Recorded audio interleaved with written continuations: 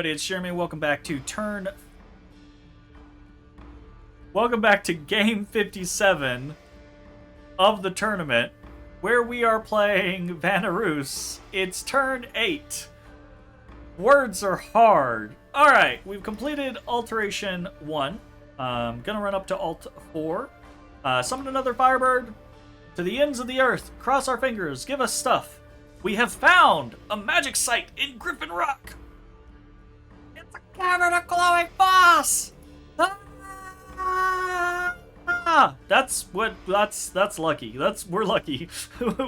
we're golden for now. We're golden. We have enough fire gem income to summon firebirds on our god for forever. We just need more, and we need astral so that we can empower someone and summon on someone else as well. So fingers crossed. So super duper lucky. We got that on our second site search. Our first site search, we got a 2-air site. Second site search, we get a fire 1 site. Fan-fucking-tastic. That is really, really good for us. We attack in Kasevik. Small stack of mostly Herdmen. This is Wolf Tribe. They get smashed by Herdmen. Super smashed. Did we lose anything? We lost 1 Herdman. Great. Fantastic. We attack in Rick Dalcor. Small stack of skin shifters leading our starting army. This should be fine. Ooh. Whoa! Whoa! What are y'all doing? Break! Damn it! The fuck? Those militia were those light infantries were very interested in breaking the back line. So we lost 2 archers there.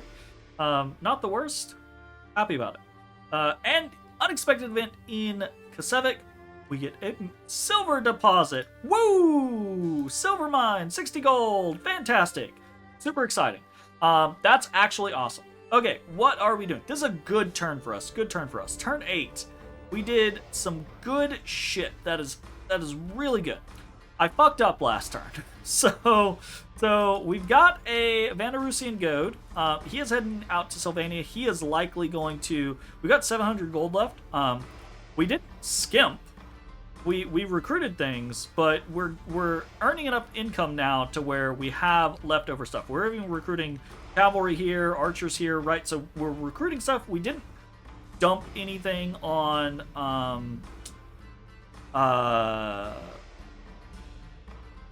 mercs when we could have. Oh no, we did. We did dump mercs. So we even bought mercs, and we still have money left, which is good because we need to start plopping down temples, right? So we've got 700 left. So next turn, plopping down temples, and the idea is we're probably going to plop down temples for the foreseeable future. But that's not the fuck up. Obviously, we wanted that to happen.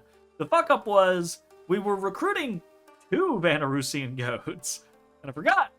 I can't do that because I only have 1 holy point. And they require 1 holy point, so I can't get... So I fucked up on that, which isn't a big deal, right? It's not like we still wanted a goad. It just did not end up being what we thought we were going to get. So we're going to have to manage that. We're probably going to have to get another goad here in a second, which kind of sucks because we really, really want to be producing our Vanarusian sages, which have great research ability and can be extremely effective combat mages depending on what they get.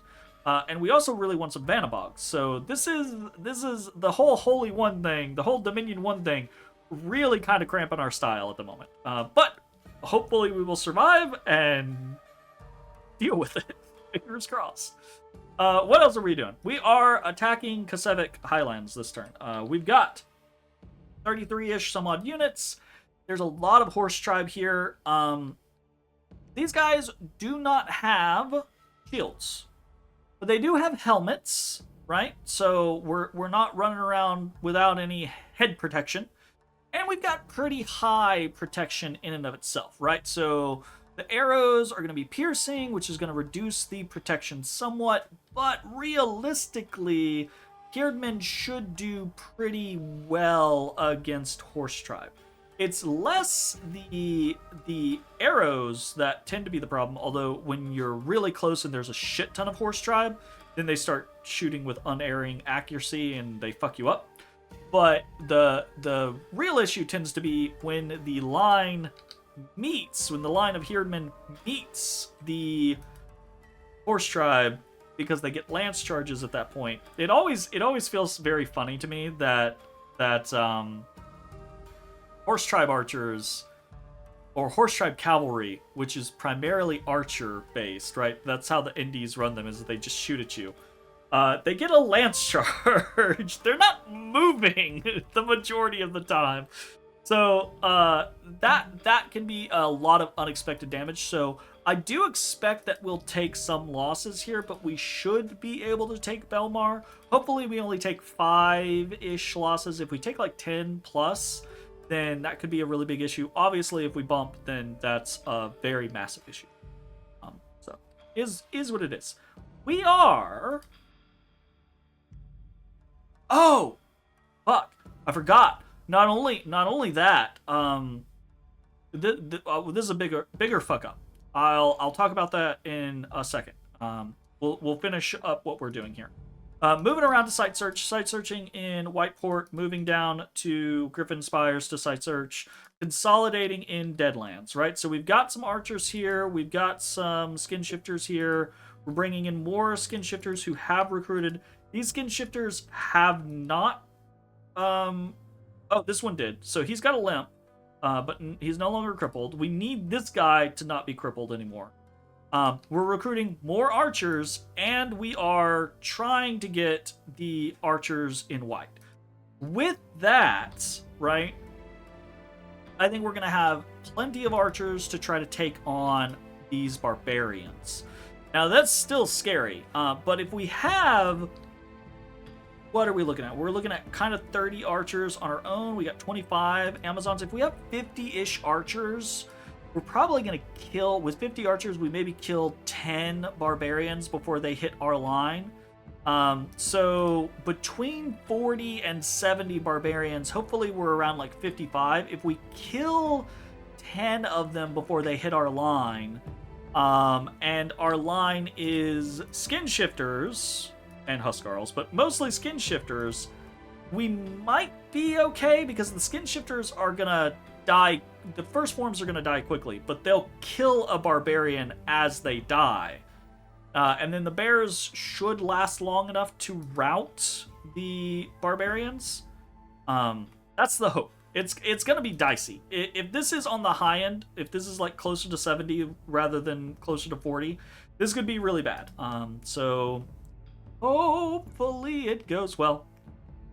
We're also recruiting some heavy cav down here in Whiteport. We recruited a scout that we're heading over towards this location. Obviously, we know Satis is over here, but we still want to know what they're doing. Our Dominion is spreading rapidly, and we fucked up. I say we fucked up, but you might notice that there are 16 units here in this garrison. There should be like 30-ish units here in this garrison. And you should note, we how much did we spend this turn?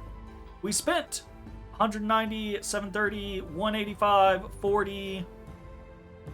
We spent our income, and we still have 700 gold. Why is that? Because we fucked up.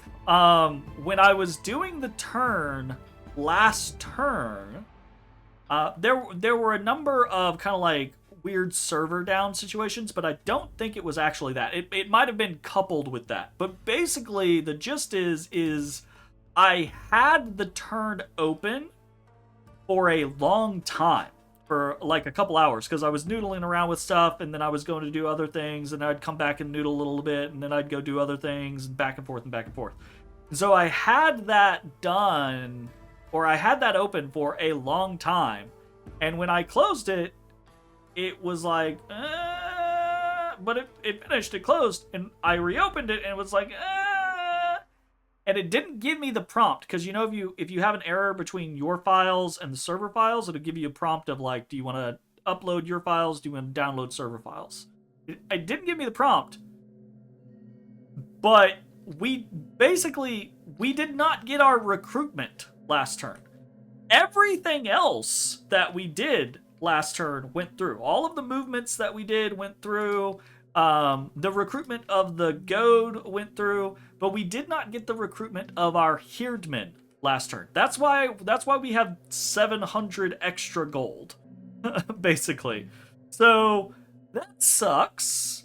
And that's why this guy is just sitting here rather than moving out, because I don't think he's gonna take Runia with 16 Herdmen. So that's a problem. That slows down that whole concept of take Runia, take Gentle Woods, regroup in Bogaton kind of idea. So likely we won't be doing that. Likely we will just be going south next turn into Sawdorth, and then potentially into Ivanmore, which is still useful, but this sucks, right? Like, this slows down our expansion time of an expansion party by an entire turn. And really what that means is slowing it down by the expansion of one party for a turn, because this party is probably not going to be able to expand well after Gentle Woods. So unless something is very weak in Karnag, right, which is a possibility. If we moved into Gentle Woods, cool. Next turn, we could move into Whiteport and Gentle Woods, and then if there's something really weak in Karnag, we could move into Karnag and Runia, and then reform into Bogaton. But either way, we're going to be kind of like delayed a turn on these units coming out, which, when you're on turn 8, is not good. Even if we didn't do that, we could be moving into Sawdorth this turn, and then into Ivanmore next turn with 35-ish Herdmen. We definitely take Sawdorth and probably take Ivanmore without too many issues, and then we could move around into these kind of like territories. So this sucks, right? Like, this is kind of like a big hit on our what's the word? On our momentum, right? But it's not unrecoverable. I was freaking out initially because I thought we had lost the units and the gold, but we didn't lose the gold. We just basically the game just didn't record our recruitment orders. Although it did record our Vanarusian Goad recruitment orders, which is interesting to me. Actually, I wonder. I don't know. It is a thing, and hopefully that thing doesn't fuck us, but we'll see. Right now, it is turn 8. We are sitting at 1, 2, 3, 4, 5, 6, 7, 8, 9, 10 provinces. Hopefully Belmar goes well next turn, and we will be sitting at 11 at turn 9. That's not great, but what's more important than the speed of the expansion that we have is what's going on, and can we enclose our borders, right? So getting Belmar will enclose this southern portion. Getting Gentle Woods will enclose this northern portion, and then it's just a matter of, can we enclose up here, right? If we can, great. If we can't, then we start running into a problem, because then we're in 1, 2, 3, 4, 5, 6, 7, 8, 9, 10, 11, 12, 13, 14, 15, 17, 18, 19, 20. Which is good. We're missing like 25, right? So that's kind of a whole situation. There's also the underground here, and the lakes. Lakes are going to be especially challenging for us for a very long time. Once we get like some death or maybe some water, we can figure out that type of situation, unless we get lucky and one of these locations has like aquatic or amphibian recruitment or something like that. And this is a lot of Triton guards. They've been pretty consistently high too, so we're not gonna be able to throw just like 30 long dead in there. We're gonna have to throw something that's decently big in there to deal with it, or something that has like a Vanabog with some decent gear or something like that. Even that though would be pretty dangerous. So, yeah. Anyways, I think that is probably it for this turn. Nothing else crazy going on. Alt 2 on the way. Let's see how it goes. Thanks for watching. See you next time. Bye-bye, everybody. Hey everybody, thanks for watching. If you enjoyed the video, consider leaving a like, commenting, or subscribing. It really helps me out. If you'd like to see me live, head over to my Twitch at twitch.tv/thedistanthorizon.